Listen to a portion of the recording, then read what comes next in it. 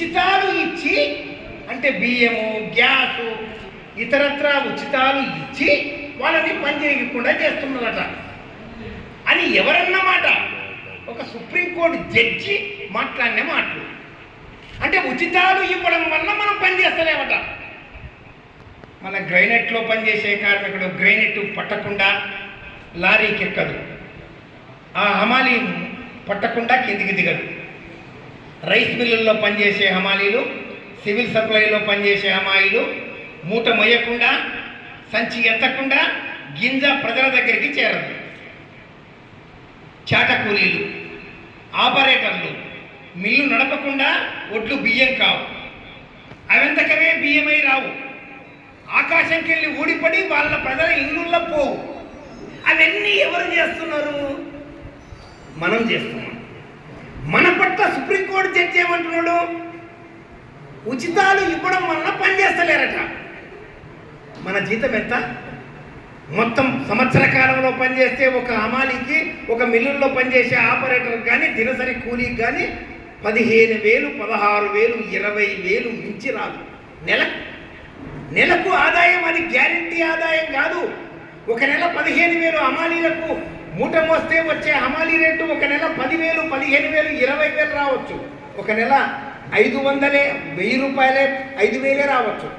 Average తీసుకుంటే, మొత్తం సంవత్సరం అంతా ఆదాయం తీసుకుంటే, నెల జీతం లెక్కేస్తే మన ఆదాయం అర్థమవుతుంది. సీజన్లో ఒక 20,000 రావచ్చు, ఒకసారి 15,000 రావచ్చు, 5,000 వస్తాయి ఒకసారి. నిజమా కాదా? అంటే ఇవి మనకు ఇస్తున్న ఆదాయం, వస్తున్న ఆదాయము. దీనికి ప్రభుత్వం ఇచ్చే సంక్షేమాలు, ఉచితాలు ఇవ్వడం వలన, అంటే బియ్యము, గ్యాస్ బండలు, ఉచిత ప్రయాణాలు, ఇవన్నీ ఇవ్వడం వల్ల పని చేయకుండా అయినామని మాట్లాడిండు. ఆయన జడ్జి జీతం ఎంతనో తెలుసా? నెలకు 2 లక్షలు. నెలకు 2 లక్షలు వచ్చేవాడు 2,000 పెన్షన్ తీసుకుంటున్న ప్రజల పట్ల ఆ ఉచితమైన పెన్షన్ ఇవ్వద్దంటున్నాడు. ఎవరంటున్నాడు? జడ్జి అంటున్నాడు. మళ్ళీ ఎవరికి ఇవ్వాలట?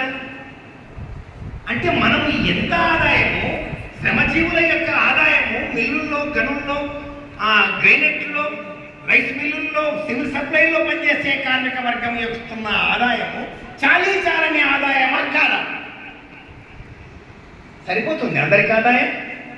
మన పిల్లల్ని బాగా చదివించగలుగుతున్నామా?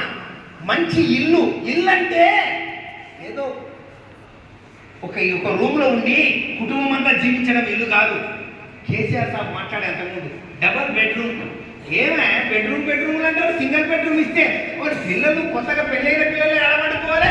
డబల్ బెడ్రూమ్ ఆయన అధికారం వస్తాయని అన్నాడా? అంటే డబల్ బెడ్రూమ్ అంటే భార్యాభర్తలు, పిల్లలు ఉంటే, కొత్తగా పెళ్ళైన వాళ్ళు ఉంటే, కుటుంబం ఉండాలని, తగిన సౌకర్యం ఉండాలని డబల్ బెడ్రూమ్ మంచిదే. అంటే డబల్ బెడ్రూమ్ లేదు, సింగిల్ బెడ్రూమ్ లేదు.